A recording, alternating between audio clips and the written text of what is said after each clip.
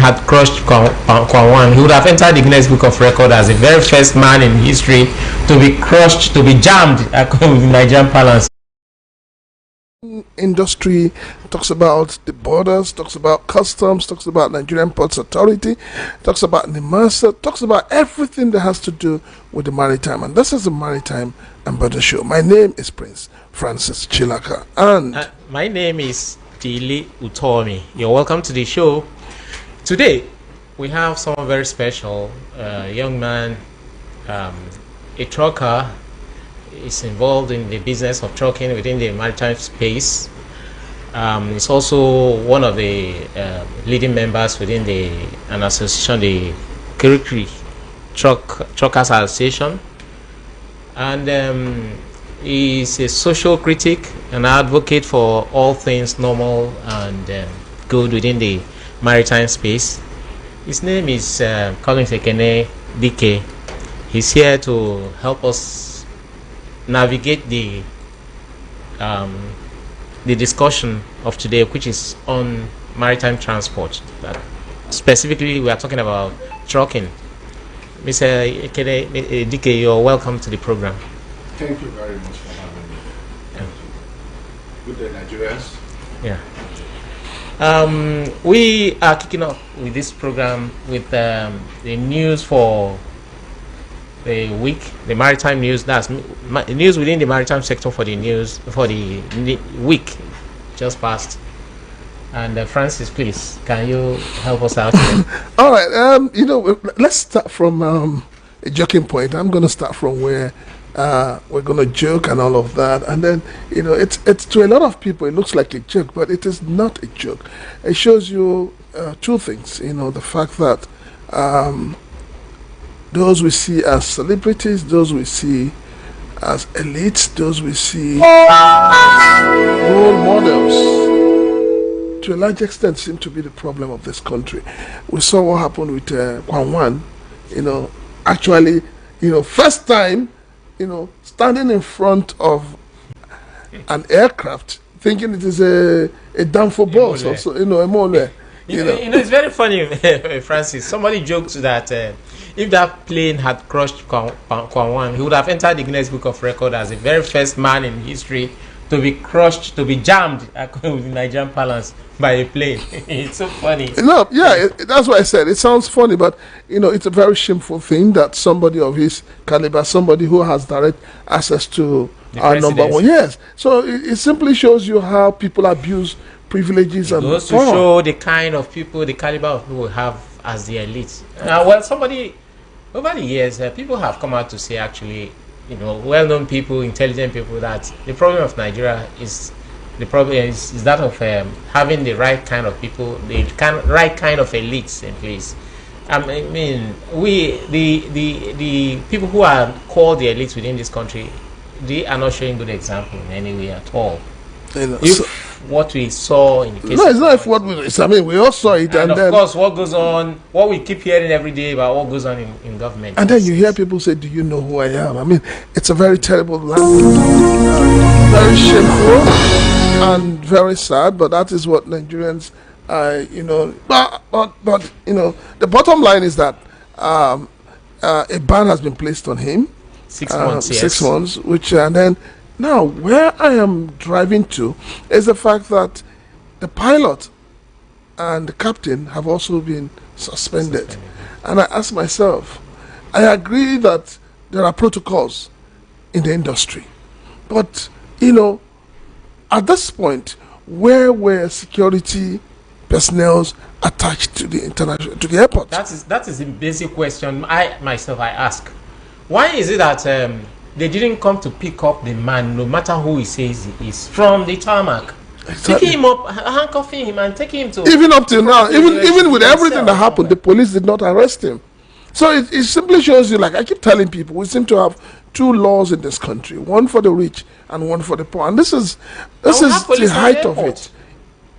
This is the height of it, So agreed, Kwan has tendered an apology, but what effect is that apology?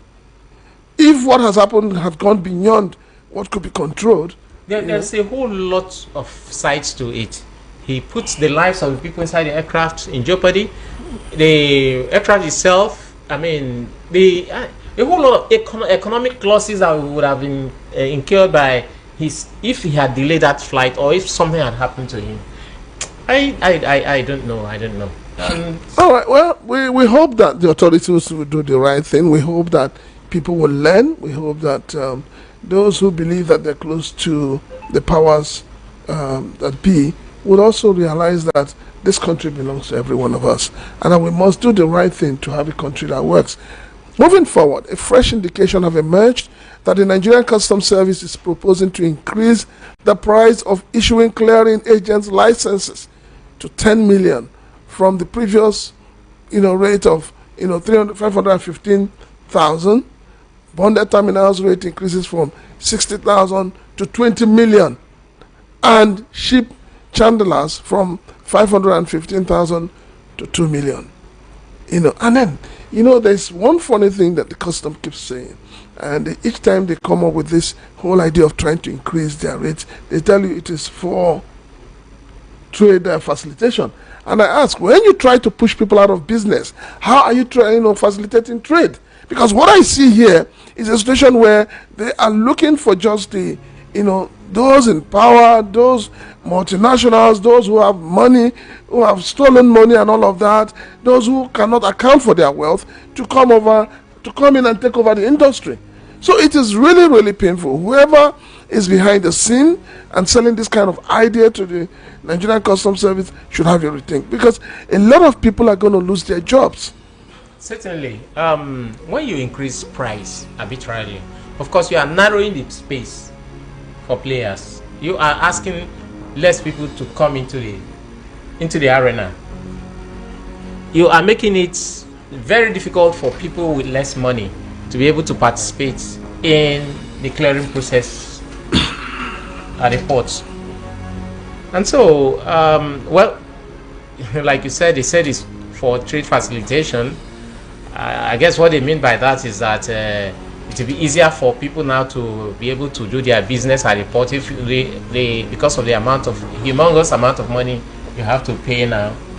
Well, let's wait and see. It is going to have a trickle-down effect, negative trickle-down effect on the masses, because the cost of clearing goods is going to be much higher, and of course the goods themselves coming in are going to be priced much higher. Yeah, also the Nigerian Customs Service has begun they call it high-level consultations with key players in the freight forwarding industry over their plans to review the renewal fees for licensed custom agents.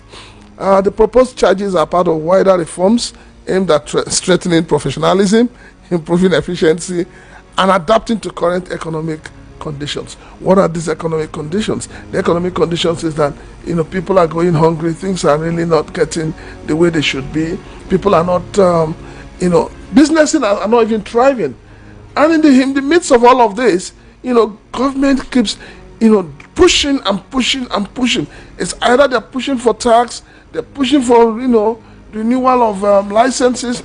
Something is being pushed every day we wake up from sleep, and then we keep asking, how long will this government push the Nigerian people? How much can the Nigerian people really take? How much? Well, the same thing we talked about in the increase in. I think the increase it cuts across all businesses within that the Nigerian Customs Service are engaged in, and of course we know the effect of all these increase. So we keep talking about it, and the painful thing is that these changes are expected to take effect on the 1st of January 2026. Yet it has been rolled back to start immediately. Yes, January. I mean, they're looking at January. So, but a lot of people have been reacting. People are saying that the timing is wrong, that the rich will now hijack the clearing job, the multinationals will have a field day, and lots of agents will be out of job. You see, the thing is this: the government, especially the federal government, keeps saying that they need money to do a whole lot of things. carry out projects, pay salaries, overheads, a whole lot of things that they keep talking about. But then again, we last week we talked about the cost of renovating the airport, put at 702. I hear it's more than that. The figure has gone. It's even far more than that. 712 billion naira. I don't ask. So at the end of the day, this money is filtered away in things that do not really matter to the common people of this country. It's just politicians trying to play on our collective psyche. Well, let's wait and see. We keep praying and we keep talking about it, like I keep saying. Yeah. If also during the week there was this problem, or it's everything that happens on the ICT now, we say hitch, glitch. There was this glitch about the Odogu network system. Odogu, yeah. Yes, Odogu. But then the Nigerian Customs Service has cleared the air on the concerns raised by importers and licensed custom agents. Especially with the transmission of product certificates from M and Soncap required for power processing on the Biodogu platform.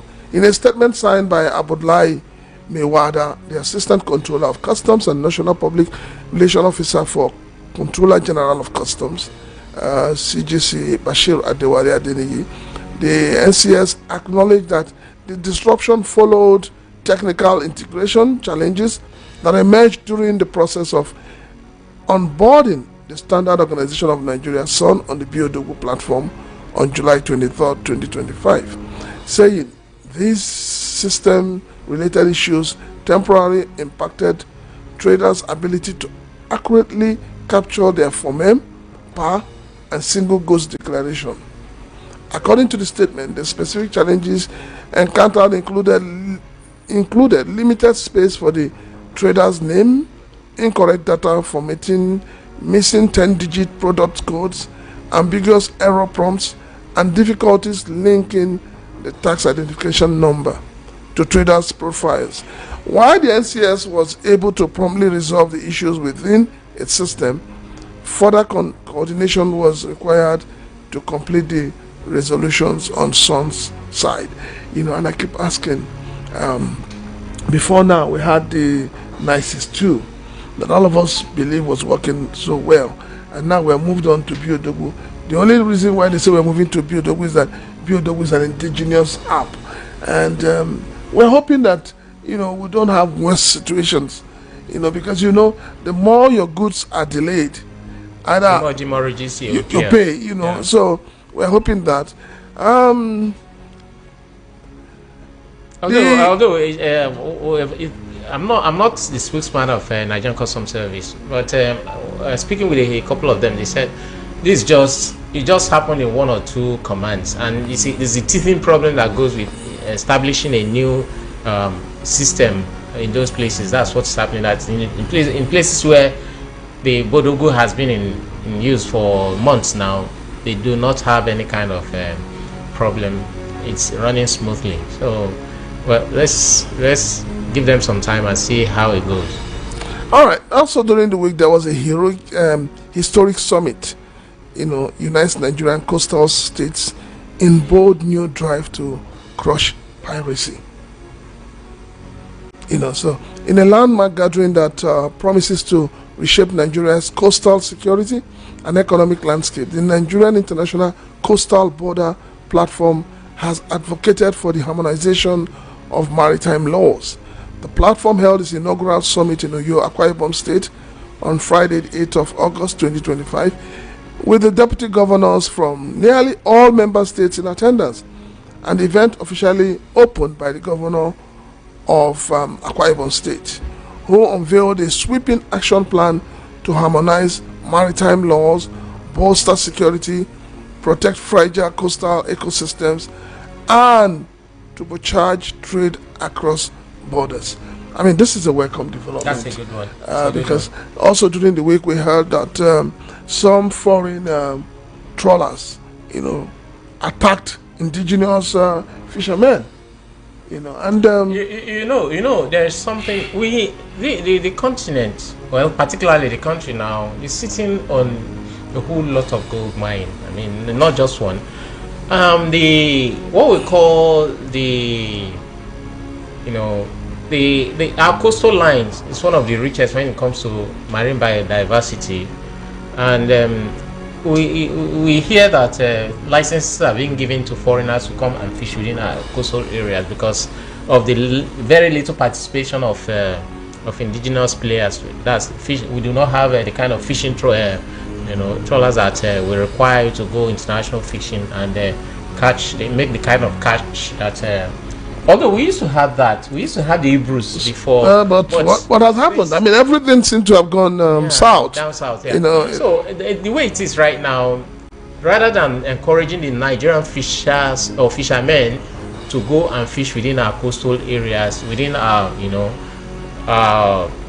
territorial space around the ocean, we are giving licenses to people from the international community to come and fish, and when they come, it's sometimes things like this happen.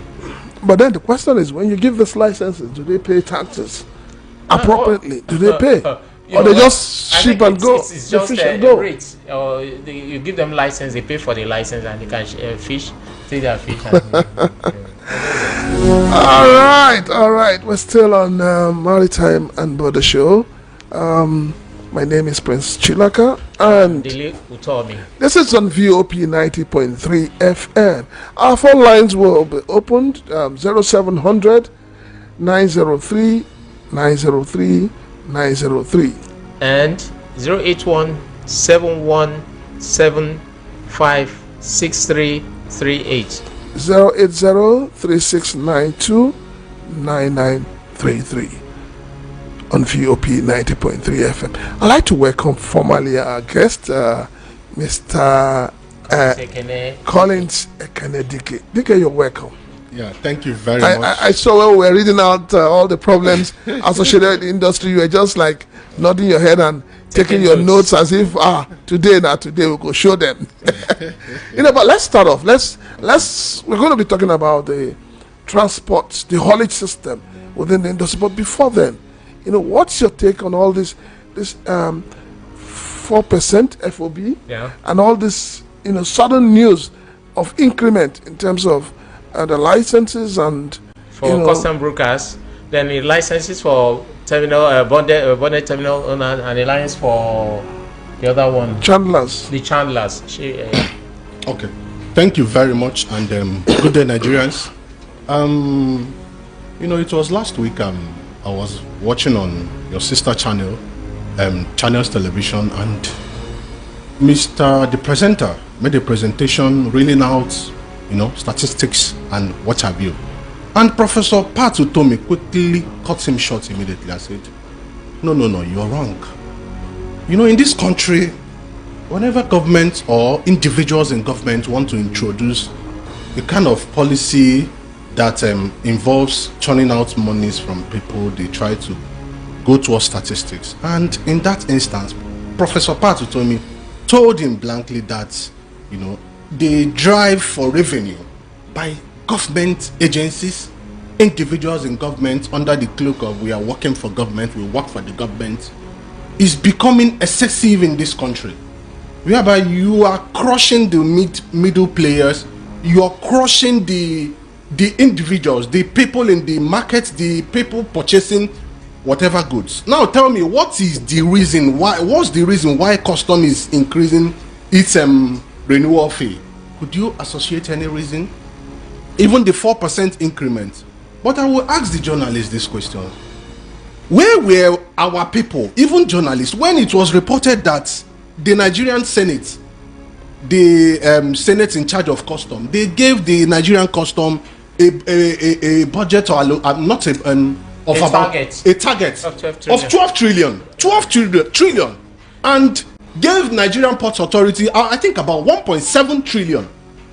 These things they are interconnected, because when you push these agencies, definitely they will be going helter-skelter, sourcing for funds, and this directly or indirectly affects the masses. Do you understand? It affects the whole system, whereby all government agents, everybody is now a revenue generating agency. Yeah. That's how it works. Whereby you wake up, Can we increase there? Can we increase I there? need to buttress your point there. 2 days ago, I was driving and a vehicle was stopped by some people who they say they are in local government. They're not asking for a private vehicle. They're not asking me to bring some papers, which I don't know. I've never heard of before. So that's where we are going to now. The drive for revenue is becoming if these things are not properly managed. The worst part is that they don't know where to stop. They just wake up and drive. Everybody's driving for revenue. MPA is driving for revenue. Customs are driving for revenue. Everybody, NDLE, everybody, they are all driving for revenues. And if government does not do anything about this, I don't think. When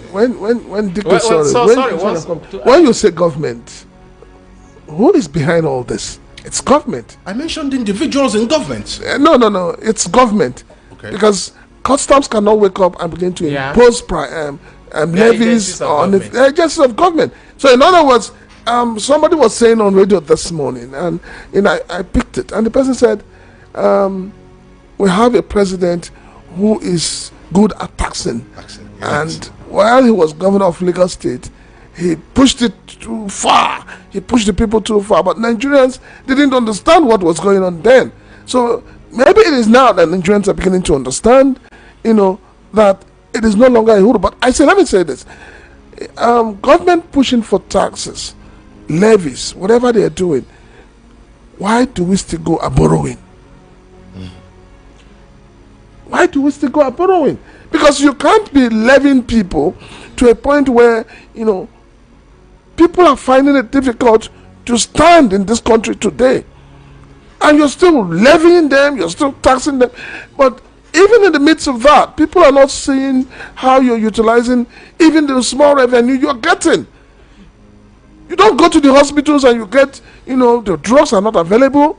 If the doctors, you have one doctor caring for about 1,000 patients. So the question is, it's this whole tax system. How is it going to benefit the ordinary Nigerian? Okay, when governments go about taxing and increasing tax and what have you, well, it is very easy for you to hear that we've generated so billions, we've generated so billions. Their emphasis are more on taxing and getting these monies because, as I heard in the presentation last week, it's easier for them to loot these monies. It's easier for them to associate these monies to one white elephant project and try to compensate the masses. This is what we've used the money to do. This is what we've done with the money. This, that. Meanwhile, we know that these monies have been, moved through different convoluted means that you can't come out publicly and say this is it, because legally they will start asking you for your evidence. But this is currently what is going on. Every government agencies, all of them, they seem to look for this tax. Of late, I heard the Nigerian port authorities, I think they were using the EFCC, going after Steve Dory firms. They were using the EFCC, claiming that they have millions of dollars unremitted. So you see, this kind of events, they do play out, and every agency is trying to scramble to get whatever. And another major problem we have is the issue of accountability. When these monies come in, who is to be held accountable? Do you understand? They keep from all indication, if we navigate it towards transportation. Of course, I don't need to tell you. You were mentioning the case of Kwam, of which you said I think I heard he was trying to block and he stood in front of yes, a moving aircraft. Now, if I may ask you, will it be news to you if I tell you there are so many people standing in front of moving trucks in Lagos State?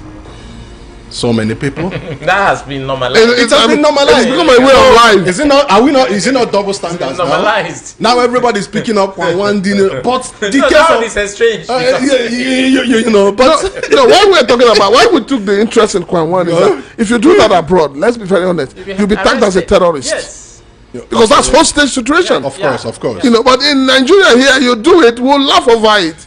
People already say, "Oh, he has apologized. Let the matter die." That's what is happening right now. And that's why you can see somebody who just run from nowhere in front of a moving truck.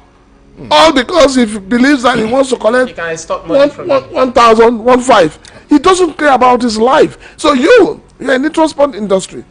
That's your sector. Okay. How well do you think government has helped in curbing the menace of these people in the haulage industry within the maritime sector? The extortionists who Okay. Government, in its own form, has done not practically enough to curb this menace, because this menace has been going on, especially in Lagos State. It's going on all over Nigeria. We've been getting feedbacks from our different operators in different states. But what we have in Lagos, in fact, Southwest to be in particular, Lagos State in particular, we have group of boys. They call themselves. They come under different unions, particularly road transport. That's the one we call Ritian and the National Union. They come under their umbrella. They claim that they are members perpetuating this kind of illegalities. We've said it on different forums. In fact, in different meetings at Alaosa, at different places, that this thing is causing untold hardship to Nigerians. It's killing Nigerians. I can give you instances of where we've had this kind of situation causing deaths. In Kirikiri, we have a situation whereby about 2 brothers were killed. One a lawyer, that was 2 years ago. One a lawyer, 3 people were killed, 2 brothers. They were killed. And we also have a situation whereby these consignments are vandalized. The trucks are pulled down, the trucks fell, they vandalized the road and what have you. And we even have a situation last year. These area boys were trying to extort monies from this truck, and in the process, the area boy, the hoodlum, was hanging on the truck, and his hand slipped, and he fell. Of course, the trailer of the truck crushed the person. Tires. The tires. Do you know what happened? The truck was set ablaze. It was burnt completely. It happened at Amu Odofe, and these things have been happening. And what I find to be very, very bad is where we have agencies of government subtly in different forms colluding with these hoodlums, these criminals, these touts. I can tell you specifically to a point that we've held meetings with I think whether the past or current chairman of Amu Odofe, Mr. Valentine, on this particular issue. In one of the meetings, he assaulted me. In one of the meetings, yes, I will say it, he assaulted me, physically assaulting me, because we asked him a straight question. What is the problem? Because these area boys are well scattered, especially in Amu Odofe. He took it as an offense. So that's why I always say individuals in government, because when these monies come, they know there are convoluted means of sharing this money, and that is why it is persisting. So you said he assaulted you. Why didn't you sue him? Of course, we know it was reported to the police. Nothing was done. This and that. We just swept under the carpet. Of course, I wrote a formal petition to the Commissioner of Police, but nothing happened. He's a government person. I mean, well, because he's a government person, you mean he has the license to assault you? I didn't say so, but let me still inform you that even when you take 4 official letters to this local government, Amu Odofe, they do sometimes reject letters. Have you heard of that before? Yes, they do reject letters. Why? Nothing. You take letters to them, they will look at it, give it back to you. Of course, I have the lawyer's contact. I can go and bring him up. They submitted letters, he rejected it. Now, please, you mentioned something about you're talking with is it the state government apart from the local government? Because we keep at Mile 2, the place seems to be a kind of hot spot when it comes to disturbance of vehicles. What are the critical, practical steps that have taken in order to curb this issue of money being extorted from you truckers? Okay, sometime earlier this year, when we were at the heat of it, whereby monies were being collected almost everywhere, Mile 2 specifically, we were charging the sum of 5,000 naira before your trucks can pass Mile 2, and sometimes that's at Mile 2. At Mile 2. So wait, this 5,000, is it for the local government or does it go into individual pockets? This money, they claim it goes into the union pockets. Unions that you are not their member. You do not belong to these unions. but they collect these monies and it trickles You down pay to cash. Of course, it's cash. And do they give you receipts? No receipts. Let me even tell you, during the era of cashless policy, they had POS. Yes. And the money will go into individual accounts. Of course. They had POS. So this has been happening. And to an extent that at a point we were spending about 70 to 90,000 naira to get to Agbara. For any container. From Tinkan? Yes, from Tinkan before you get to Agbara. These are extortion points where you have to settle from there to Agbara. Yes. Then it got to a point that we clamored, we wrote letters, we complained, and whether they said somebody from Abuja, either the national security advisor, minuted, and the state governor decided to, act, and that was when this police station at Second Rainbow, they tried to mobilize them, and it has gotten to, a level, at least, is no longer as severe as it used to be.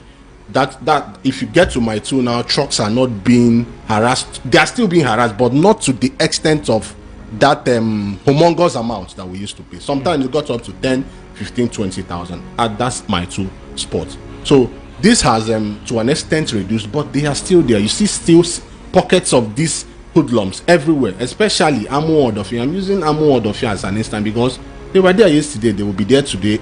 They are there today and they will be there tomorrow. They are always there harassing trucks. Even on weekends. Today is Sunday. I say morning, afternoon, night. Every day that God created, they are there. And hold on, my man. You are maritime truckers. You help move cargo from the port down to the various destinations. Yes. Amodofi doesn't have any kind of port around it. It's Apapa that we know. Of course. They are all under Apapa. How come the host local governments to the ports don't have this kind of thing, but the nearest local government I have to pass through? These hoodlums, they are I would say they are strategic. They always look at the point of delivery, that's the destination point, and most times the outlets to the outlets, yes.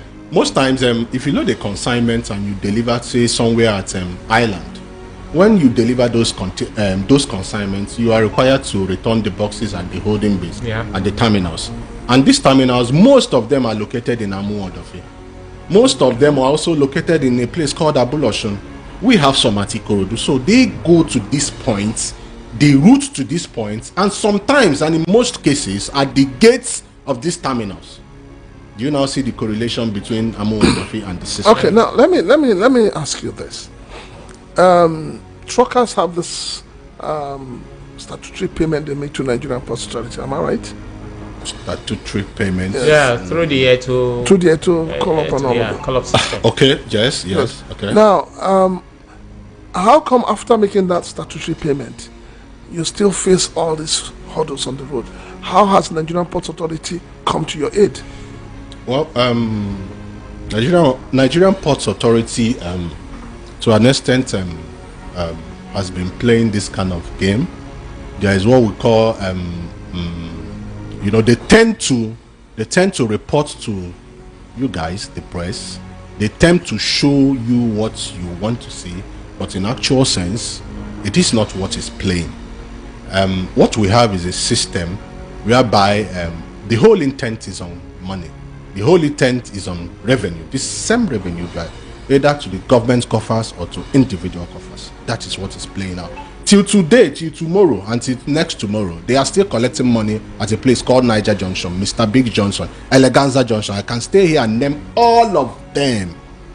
All of them. They are still collecting money since the electronic of a thing started. Eto system. They are still collecting money in different guys. It has been happening. But what Nigerian Port Authority will tell you, if there is no giver, there is no taker. So different things that we've been hearing. And there is still this case of misrepresentation, whereby if you're not their OES member, if you're not their OES person, they will hardly call you for any meeting, for anything whatsoever. We have that issue of misrepresentation. If you call for meetings, it's difficult. It's extremely difficult to be a player in this industry, a truck owner, a truck manager, or a truck person to still do a union job. because unionism involves so many meetings, activism, and the rest. Then what time do you have to check your tires, your wheels, and your shaft, your crankshaft, your propellers, and all the rest? So you have people that are masquerading as truck owners coming in. I don't know where they are brought in from. They always attend these meetings. They always speak on our behalf, though not having the right to speak on our behalf. They always claim, they give the Nigerian Port Authority the go-ahead to do whatever they want to do. I don't want to go specifically into this electronic column. Why? Because the matter is before Justice Aneke at Court 4, Federal High Court. So whether the legality or illegality, I don't want to. We recently became a party to the suit that was filed by Comtua and the other bodies. So I don't want to speak specifically whether it is right or wrong or all this thing. But the actions of the Nigerian Port Authority has been inimical to the movement of goods, consignments, and what have you. And the funny thing is, if as I'm leaving this studio, don't be surprised, someone else will come here to defend their destiny. That's misrepresentation. Sorry, Mr. Adike, are you saying that, because I'm aware that the Nigerian Ports Authority, they have this stakeholders meeting they normally have, is that monthly or bi-monthly? Are you saying that legitimate truckers are usually not in those meetings? A higher percentage of people that do attend those meetings don't have truck. A greater percentage. Well, that's corruption then. I'm telling you, if you come to the meetings and if you're, what was that language? If you're a critic, if you're critical about their operations, of course, they will just flip the rug off your feet. This they've been doing for a very long time. This has been their gimmicks. And when this electronic column was coming on board, they promised us so many things. So many. In fact, to the extent that they promised that they will escort our trucks from different parks, brigades, and so many things. I also heard that you guys proposed that you should handle the electronic call-up yourself. The truth is that the electronic call-up is supposed to be handled by the terminal operators. The terminal operators, because that's what we've been advocating. Okay. The electronic call-up should be handled by the terminal operators. Those who genuinely own terminals. Those who genuinely own that are in current possession of whatever we are going to pick, because the terminal does the documentations and release the TDO, that is the terminal delivery order, and what have you, because the freight forwarder has paid every necessary dues, every necessary payments that is required by law. So why still compelling us? But of course that's a matter that is in court. And so many things that if I start to reel them out here. But also we still have this their normal saying by the Nigerian Port Authority, the company handling the electronic call-up. They will tell you, oh, we've cleared the whole road network. The whole road network is clear. Of course, the road network is clear, yes. But I will tell you three things that make that road to be clogged. Can you hold on those three things for a minute? Okay. All right, we're still on VOP 90.3 FM, and it's the Maritime and Border Show. Our phone lines are open now. You can reach us on 0700 903 903 903 and 081 7175 6338 080 3692 993 9933. You can send also your WhatsApp messages. We'll be here to attend to it. All right, Mr. Ekene. Yes. You were going to tell us three important things that is holding us down. As at 2018, 2019, 2020, there was this serious congestion at the ports, at the routes. And from Maitu to different locations, then from Costain to Jora, different axes. So the number one factor that caused that traffic to occur was the... Can you just hold on? Okay. Hello, good afternoon. Good afternoon, sir. Afternoon. Your name and where you're calling from, please. Okay, my name is Okemoke. I'm calling you from Bulado. All right, you're welcome. Under the local government, under First Act. You're welcome. Amunodoki, local government. Welcome, sir. Thank you very much. God bless you for your good work over there. Bless you too, And sir. I greet those who are listening. Whenever you people or anybody is calling them area boys, I become angry. If criminals, thieves, and robbers, you're supposed to terrorists. That's what you're supposed to call, because as it is, as I'm telling you, if you go to, come to this place, Ablado bus stop, you see them hanging around.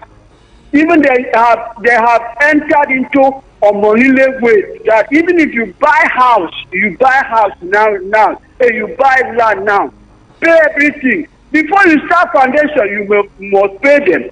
And the house will reach in the little level. Before you reach little, you pay them. Before you roof again, you pay them. Before you pay them. And even if you finish the house, you say you want to stand peace, maybe in the compound where you must still pay them.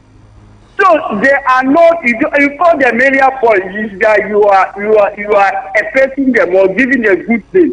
And robbers, terrorists, because some of them, they are with their weapons there that you may not know. In the night they operate if you try. So this thing, I don't know why Lagos State, I don't know. So although Lagos State is the center of evil, I'm sorry to say the center, the whole center. I'm sorry to say this. Please. I'm sorry to say this, but that is the truth about on it. radio, please. And It's the truth about it. There is no how. If you don't, most especially if you are speaking another dialect that is not this other dialect. It's a big problem. I'm telling you, there is no breathing space at all. Or is it the one drivers on the conductor on the way? Please, is there any way that we can do to stop all this nonsense? There's no breathing space at all. You go to a market, there is a problem. You in this school, in which place? There is no breathing space at all. How are we going to do this? All right. Thank you so very much, sir. And their guy is there. Because if that the government of Lagos State is not supporting them, this thing would not be so. And what he said sometimes ago, that man would have supposed to be in jail now. Thank you very much, sir. So please, people should take it seriously. We are. We are taking it seriously. That's why we are talking about it on because air. you tell the truth. Local government chairman. Thank you very much, so sir. very much, I sir. don't have to about this, please. Yeah. All right. Thank you, so that other people can also call in. Land. They don't want strangers to stay in their land. Please, listeners, when you call in, Thank you. you have 1 minute to state your case. Make your submission, please. 1 minute to make your submission. Can I go on? Contribute to this program. Thank you very much. Yeah, Mr. Adiki, go on. Yes, hello, good afternoon. Your name and where you're calling from, please. Hello? Hello? Hello. Good Yes, afternoon. good afternoon. We can hear you. Yeah, Joe from Ijaniki. All right, Joe, you're welcome. Go ahead. Go on ahead, Joe. We can hear you. Hello? All right, looks like we've lost him there. Hello? Hello, good afternoon. Hello? Good afternoon, Good sir. afternoon, Franchilaga. Your name, please. Where are you calling from, sir? You have Minister Betman on the line. Oh, you're welcome, sir. Go ahead. I greet the guests and then everybody over there. They greet you too. Good afternoon. Good afternoon. To you. Franchilaga, Nigeria is very lawless country. I do some investment in about this stock matter. Some years back, they were carrying more than 30 million every day go house. This to collect money for my 2 days. Physical, they will carry the money for bag, 2 bags. This matter, this thing that this Agburu matter make me lose my truck, my heart ending money that I labor for Lagos more than 30 years, invest inside the truck. Everything just went down. The truck, in fact, the truck even went off from my hand because of this Agburu issue. In fact, the way Nigeria is structured is not good at all. It's not good. Sir, can I ask you a question, please? A direct question. Tell us what you think we should do, or the government should do, to stop the menace of Agberos and this extortionists on the road. Okay. Look at what the guest is speaking inside for the studio here. He went to the local government and complained about this matter to the local government. The local government insulted him. So he said he assaulted him. Physical assault. He assaulted him. Okay, look at the person that he went and complained to. And then you know that this money that they are channeling to themselves, they say truck owners. No truck owner is going to that meeting. They just do meeting and gang up themselves and then come out and punish Nigerians. Which owner will go and sit there and then allow you to bring this kind of law, and then it will hook you for next, and then none of the leaders will come outside to talk on it. They are rather defending them. All the people that are for the road, they are boys. They have anybody they are delivering this money, giving them one by one. Police, soldier, OPC, they are collecting physical. I follow my driver one-on-one because the truck was just going to work, and then we are just using the money to pass the road, and then not to maintain motor, no way to maintain the truck. I said I want to follow them and go and know what is happening. And when the OPC was collecting, police was collecting, Agbero was collecting, this area boy was collecting, everybody just collecting. Thank you so very much, sir. Well, thank you. We'll look into your matters. Yeah. We'll look into them. You know, the maritime industry in Nigeria is rated to have the potential of a country making as much as 90 trillion naira annually from this sector. And things like these things we are discussing now are the cog in the wheel of before progress. You go on, just hold on. Hello, good afternoon. Welcome. Your name and where you're calling from, please. Afternoon, sir. This is VOP. Yes, 90.3 FM. Yeah. And it's the Maritime and Border Show. Your name and where you're calling from, please. Yes, from Satellite. Okay. What's your name, please? Sir. What's your name? Okay, my name is UK. Okay, go ahead, sir. Go on ahead, UK. You see, all this agro matter is something that the state government should look into very well. And if you don't wear uniform concerning state government, they're supposed to arrest them. I think if they are arresting them, it will reduce for stagnation. It will reduce by intimidating drivers on the road. That is my... All right. Thank you so much, sir. Thank you so much. Sorry? All right. Timmy, you were asking him. Yeah. I was saying generally that the maritime sector has the potential of bringing in about 90 trillion naira to the economy, the Nigerian economy. But things like this, little things like Hello. this have not been taken. Good afternoon. Welcome to 90.3 FM VOP. Your name and where you're calling from, please. Okay, Joe from Islamic here. Yeah, which would you welcome? Called before. Okay. Good afternoon, Chilaka, and the presenter. Yeah, good afternoon. All right, you're welcome, Mr. Jude. Okay. This one is this issue of Abu is a very big disturbing something in Lagos. As one of my friends that drives a truck driver, you know, some of them used to move in the night. Are you hearing me? Yeah, we're hearing you. Go ahead. Some of them used to move in the night. So this guy told me that these guys use different kind of weapon. In short, where they were paying about 500 or 1,000, one guy climbed.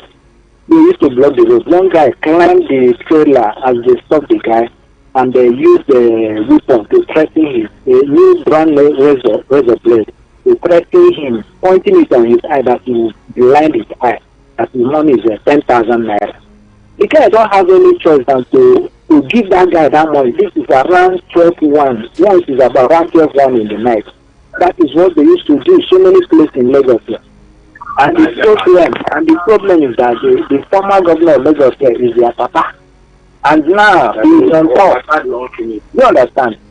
So what I think is just to arresting them and putting them in a very big place. Because you cannot call it fair, but as in a place that they train them, you understand, train them and make them to become something in life. Then when the person is qualified, they can release the person and he will move out of there and do something. Right. Most of these guys who are talking, most of them are criminals, retired criminals, and they are doing a lot, especially in the night. If any driver to call you now and tell you what they experience in Lagos, you'll be shocked. Thank you very much. Very terrible. Thank you so much. All right. All right, let's continue because we need to be fast. Go on. I mentioned an issue of misrepresentation. You know, sometimes when we say this misrepresentation, we don't know how deep this has really affected and impacted us and this topic. Now, let me tell you what happened during the 2023 general election. We had this platform and truckers, and we had so many followers. And of course, the state government knew that, you know, that we were dissatisfied about their policies, about their one-sidedness and every other thing. So they called for a meeting. The first meeting, I think they called it, they had meetings at the party secretariat. I told them that I'm not a member of the party, that I wasn't attending. Now the second one or subsequent ones, they called a larger one, of which I was not equally there. But during the meeting, so many people spoke, and the people that were the critical stakeholders were not allowed to speak. And the same people that claimed, that said, no, we are not going to support your government, we are not going to support your government, ended up supporting. Immediately the deputy governor, the current deputy governor of Lagos State. Can you hold on that? Yes. Hello, good afternoon. Hello? Good afternoon. Welcome to. Yeah, good afternoon. Your name and where are you calling from, sir? Okay, calling me again from Abulado. These are the boys that they have been using in election now. So that is one of the employment that they gave to them, that they have employed them. That's empowerment strategy. Okay. Yeah? Their own empowerment strategy, ways of empowering the people. Yeah, that is the way now. They're empowering them. They have employed them to be disturbing the peace, disturbing the audience, disturbing people, distracting them, causing confusion. You know, you will hear order, as if they give you money to keep. You know, all right, thank you, sir. So that other persons can call in. Thank you so much. So in that meeting, this I don't know through what channels the deputy governor announced a donation of 10 million. The same people that came for meetings to come and pass their grievances started jubilating inside that meeting. The following day, they were all everywhere campaigning for this same government. You can imagine the level that misrepresentation has taken us. It has happened in different distance. And also, let me still point out in Lagos. Can you hold on 1 second? Hello, good afternoon. Good afternoon, sir. Your name and where you're calling from, please. Yeah, I'm Richard from Ojolubega. Please, you have just 1 minute. Okay. I don't want to waste your time. Let me tell you one thing. I've been in Lagos for 20 years. The problem you people are talking about is problem created by this present head of state, or rather president. Because Marua was in Lagos.